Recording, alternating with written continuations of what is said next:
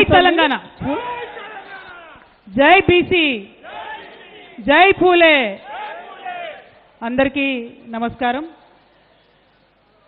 ఈరోజు మెదక్ జిల్లాలో BC round table సమావేశం యునైటెడ్ పూలే ఫ్రంట్ తెలంగాణ జాగృతి ఆధ్వర్యంలో నిర్వహిస్తున్నటువంటి సమావేశానికి ఇంత పెద్ద ఎత్తున హాజరైనటువంటి బీసీ కుల బాంధవులందరికీ కూడా పేరు పేరున హృదయపూర్వకంగా నమస్కారాలు తెలియజేస్తా ఉన్నాను. జాగృతి పూలే ఫ్రంట్ నుంచి ఎక్కడ సమావేశం పెట్టినా ఆ జిల్లాలో ఉన్నటువంటి అన్ని కుల సంఘాలను కూడా మరి పిలుచుకొని మాట్లాడుకొని అందరికీ మాట్లాడే అవకాశాన్ని ఇచ్చి బీసీల పరిస్థితి ఇప్పుడు ఎట్లా ఉంది, రేపు ఎట్లా మారాలి, తెలంగాణ తెచ్చుకున్నప్పుడు మన పరిస్థితి ఎట్లా ఉంది, ఇక ముందు ఏం కార్యక్రమాలు చేయాలి, భారతదేశంలో బీసీల పరిస్థితి ఎట్లా ఉంది, రేపు భారతదేశంలో బీసీల భవిష్యత్తు మారాలంటే ఏం చేయాలని చెప్పి అనేక రకాలుగా ఆలోచించుకుంటూ అన్ని జిల్లాల్లో కూడా సమావేశాలు పెట్టుకుంటూ వస్తున్నాం. మరి సమావేశం పెట్టుడంటే ఏదో మీదికి హైదరాబాద్కి వెళ్ళి వచ్చిన ఇద్దరు ముగ్గురు మాట్లాడిపోవుడు కాకుండా జిల్లాల్లో ఉండేటటువంటి వారందరినీ కూడా మాట్లాడించి మీ అభిప్రాయాలన్నింటినీ కూడా సేకరించి ఇవే అభిప్రాయాలని అవసరమైన చోట అవసరమైన సందర్భంలో వినిపించే విధంగా బీసీల గొంతుకగా యునైటెడ్ పూలే ఫ్రంట్ మరియు తెలంగాణ జాగృతి పనిచేస్తుందని చెప్పి మీ అందరికి కూడా నేను సంతోషంగా తెలియజేస్తా ఉన్నాను. మరి ఇవాళ మనందరికీ తెలిసిందే, గత 2 సంవత్సరాల కాలంగా బీసీ బిల్లు ప్రవేశపెట్టాలి, కామారెడ్డి డిక్లరేషన్లో కాంగ్రెస్ ప్రభుత్వం ఏదైతే బీసీలకు 42% రిజర్వేషన్ ఇస్తామని చెప్పిండ్రో అది సాధించుకునే వరకు వదిలిపెట్టమని చెప్పి మరి గత 2 సంవత్సరాలుగా నిరంతరం కూడా ఇక్కడ ఉన్నటువంటి సభ్యులందరం కూడా కృషి చేస్తున్న విషయం మీ అందరికీ తెలిసిందే. ఇప్పటి వరకు యూపీఎఫ్ కన్వీనర్ గారు బొల్ల శివశంకర్ గారు మాట్లాడి విస్తారంగా మొత్తం ఇప్పుడున్నటువంటి రిజర్వేషన్ అంశాన్ని కూడా వారు వివరించడం జరిగింది. ఒకటే ఒక మార్పు మనందరం కూడా కోరుకునేది, రేపటి నాడు బీసీలకు 42% రిజర్వేషన్ సాధించుకుంటాం, అందులో ఏం అనుమానం లేదు. సాధించుకునేటప్పటికీ బీసీలలో ఉన్నటువంటి ప్రతి ఒక్క కులం వారు కూడా మరి వారి హక్కులు వారికి తెలిసి ఉండాలి. బీసీలలో ఉండేటటువంటి ప్రతి ఒక్క కులానికి సంబంధించిన వారు ప్రతి ఒక్క జిల్లాలో ఉన్నటువంటి వారు చైతన్యం తెచ్చుకోవాలి. ఇంకా అనేకమైన కులాలు ఉన్నాయి, వార్డు మెంబర్ కూడా రానటువంటి కులాలు బీసీలలో చాలామంది ఉన్నారు. సర్పంచులు కానటువంటి వారు బీసీలలో ఉన్న అనేకమైన కులాల వారు ఉన్నారు. ఇక ఎమ్మెల్యేలు కానటువంటి వాళ్ళైతే ఇంకా చాలా కులాలు ఉన్నాయి.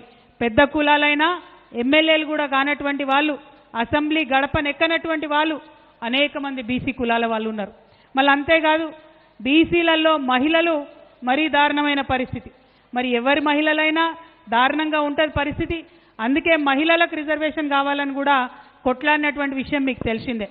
మహిళలకు 33% రిజర్వేషన్ కావాలని కొట్లాడినప్పుడు ఆ 33%లో బీసీల ఉపకోట ఉండాల్సిందే అని ఘంటాపదంగా ఆనాడు చెప్పడం జరిగింది.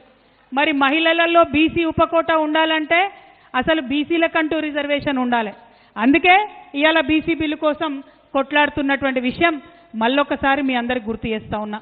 మరి ఇక బీసీలకు సంబంధించినటువంటి సమావేశం పెట్టుకుంటున్నామంటే మెదక్లో చాలా మంది పెద్ద పెద్ద వాళ్ళు కూడా భయపెట్టిందట, సమావేశం ఎందుకు పోతారు మీరు, బీసీల కోసం ఎందుకు మాట్లాడతారు మీరు, అవసరం ఏముందని అన్నారట.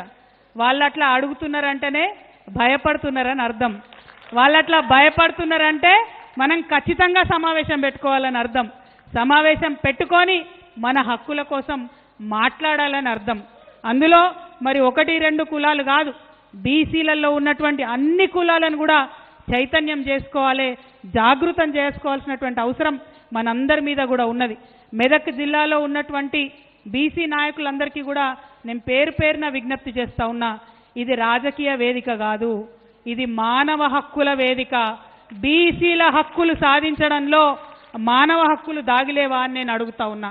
ఇవాళ 100 మంది ఉంటే 56 మంది అందులో బీసీలే ఉన్నారు.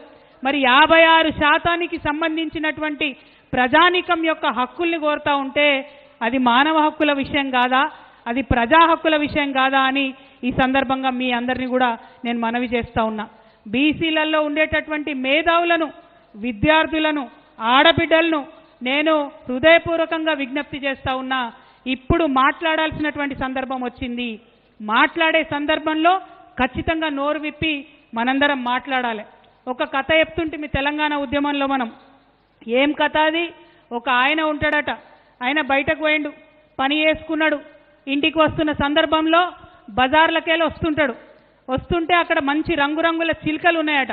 ఆయన ఒక దగ్గరికి పోయి ఏం చేసిండు, ఒక మంచి అందంగా ఉన్న చిలుకను చూసి దీని ధర ఎంత చెప్పవయా అన్నాడట. ఆయన బాగా ఎక్కువ ధర చెప్పిండట. అరే గంతగానం చెప్తున్నావు, వేరే చిలుకలు తక్కువ ధర ఉందంటే ఇది ప్రత్యేకమైన చిలుక, ఇది మాట్లాడే చిలుక, మీరు ఇంటికి తీసుకుపోండి చాలా బాగుంటుందని చెప్పిండట. అంటే సరే ఆయన మాట్లాడే చిలుకనట అని చెప్పి దానికి బాగా ధర పెట్టి కొని ఇంటికి తీసుకొచ్చి వాళ్ళ ఆవిడకి ఇంట్లో చేతిలో పెట్టి నేను ఇప్పుడే వస్తా అని చెప్పి ఆయన పొద్దంతా పని చేసి వచ్చిండు. స్నానం గీనం చేసి వద్దామని ఆయన పోయిండు. ఆయన స్నానం చేసి వచ్చి భోజనం చేద్దామని కూర్చునే వరకు మంచిగా గుమగుమలాడేటటువంటి కూర వాళ్ళ ఆవిడ సిద్ధం చేసి పెట్టిందట. తిందామని చూసుకుంటా, అవునమ్మా ఏమాయే మరి నేను చిలుక ఇస్తే కదా ఏది అని అడిగిండట. ఏదేందంటవేందయ్యా, ఇగో గుమగుమలాడుతుంది కదా చిలుకను కోసి పెట్టి వండినా అని అన్నదట. అయ్యో గట్లెట్లా వండినవమ్మా, అది మాట్లాడే చిలుక కదా అన్నాడట. అరే నువ్వు భలే ఉన్నవయ్యా, భలే చెప్తావు, మాట్లాడే చిలుక అయితే నేను దాన్ని పంజరంలోకి వెళ్ళి బయటకు తీసినప్పుడు మాట్లాడాలి అంతేనా? పంజరంలోకి వెళ్ళి బయటకు తీసి రెక్కలు ఇరిచి గొంతు మీద కత్తి పెట్టినప్పుడు మాట్లాడాలి. మరి పోనీ గొంతు మీద కత్తి పెట్టి నేను బరబర కోసేటప్పుడన్నా మాట్లాడాలి. అది ఎప్పుడు మాట్లాడకపోయి అది మాట్లాడుతుందని నాకేం తెలుసు అని ఆమె అన్నదట. అవునా కాదా? మరి నిజంగానే మాట్లాడే చిలుక అయితే ఎప్పుడో ఒకసారి మాట్లాడాలి. ఇక బీసీల పరిస్థితి కూడా గట్లే ఉంది. ఇవాళ మాట్లాడకపోతే మన పరిస్థితి కూడా చిలుక పరిస్థితే అవుతుంది. ఎవరు అడగకపోతే, అడగాల్సిన సమయంలో అడగకపోతే తీరని నష్టం చరిత్రలో జరిగేటటువంటి పరిస్థితి ఉన్నది. మనం కొట్లాడితే, మనం ఎంటబడితే, కామారెడ్డి డిక్లరేషన్ ఏదైతే 42% పెట్టినరో ఆ బిల్లు ఇవాళ అసెంబ్లీలో వచ్చింది. ఆనాడు అసెంబ్లీలో బిల్లు పెడతామని మాట్లాడితే ఇక్కడ ఇదే జాగృతి వాళ్ళు, ఇదే యునైటెడ్ పూలే ఫ్రంట్ వాళ్ళం ఆ రోజు ఏమన్నాం, ఒక్క బిల్లు పెడితే ఎవరన్నా కోర్టుకు పోతే బిల్లు ఎగిరిపోతుంది, 3 బిల్లులు పెట్టాలని అడిగినాం. రాజకీయాలకు వేరే బిల్లు పెట్టాలి, విద్యకు వేరే బిల్లు పెట్టాలి, ఉద్యోగాలకు వేరే బిల్లు పెట్టాలని అడిగినాం. అడిగితే అప్పుడు చాలా మంది మేధావులు నవ్వినరు, అవి ఒకటి కాదట 3 బిల్లు పెట్టాలన్నట, వీళ్ళు ఏం మాట్లాడుతున్నారు అన్నారు. కానీ గవర్నమెంట్లో ఉన్నోళ్ళు, ఆఫీసర్లు, ఎమ్మెల్యేలు అందరు ఆలోచన చేసి ఒక్కటి కాదు ఖచ్చితంగా 2 అయితే పెట్టాలని చెప్పి 2 బిల్లులు అసెంబ్లీలో పెట్టిరు. ఏమొస్తుంది బీసీ బిల్లు వస్తే? మనకు ఊరూరికి, గ్రామ గ్రామానికి బీసీలకు ఎక్కువ నిధులు వస్తాయి, మంచి అవకాశాలు వస్తాయి, జీవితం మారిపోయేటటువంటి పరిస్థితి ఉంటుంది. కాబట్టి ఖచ్చితంగా కొట్లాడాలి. ఎస్సీ ఎస్టీలకు మీకు తెలుసు మొదటి నుంచి రాజ్యాంగంలో హక్కులు ఉన్నాయి కాబట్టి ఇష్టమున్నా లేకున్నా చచ్చినట్టు ఎమ్మెల్యేలుగా, ఎంపీలుగా ఎస్సీలను ఎస్టీలను గెలిపించుకుంటున్నారు. అవునా కాదు? మరి బీసీలకు ఎందుకు రావు అవకాశాలు? ఒక్కసారి దయచేసి అందరు కూడా ఆలోచించాలి. నిన్నగాక మొన్న కాంగ్రెస్ ప్రభుత్వంలో కులగణన అని చేసిండ్రు, మేము మొత్తం లెక్క పెట్టినామని చెప్పిండ్రు.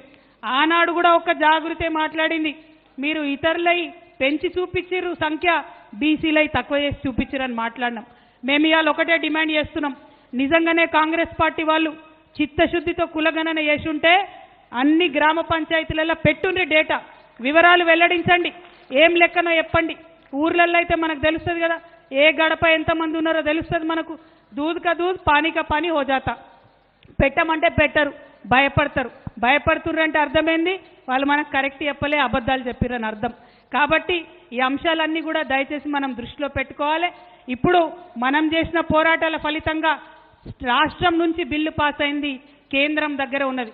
మరి కేంద్రానికి మన బీసీల సత్తా తెలవాలంటే, మన తెలంగాణ బీసీల పౌరుషం అర్థం కావాలంటే ఇవాళ మనం కేంద్రం మీద ఒత్తిడి పెంచాల్సిన అవసరం ఉంది.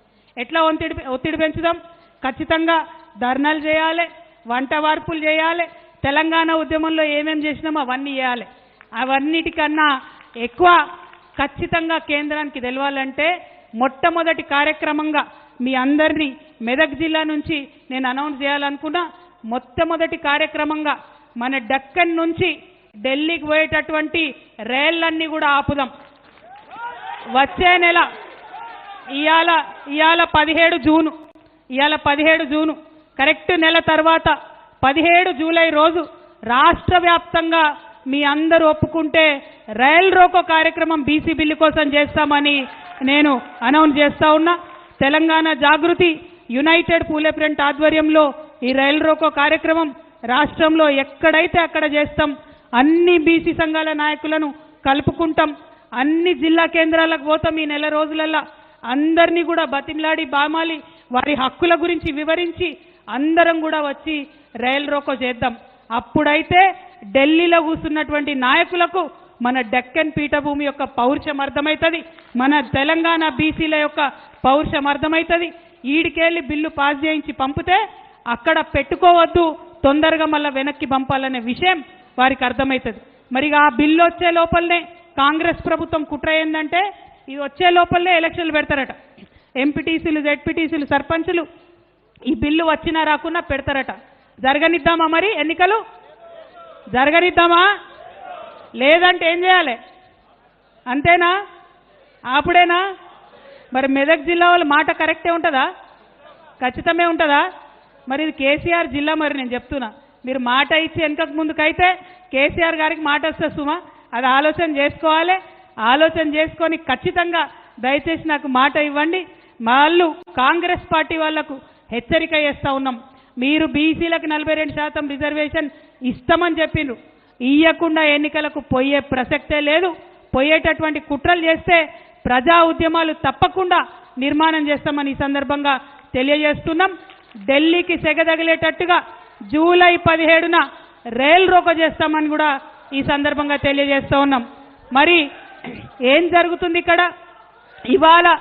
ఇవాళ నేను నడిచి మెదక్కి మీ దగ్గరికి వచ్చిన బీసీల హక్కుల కోసం మాట్లాడుతున్నా.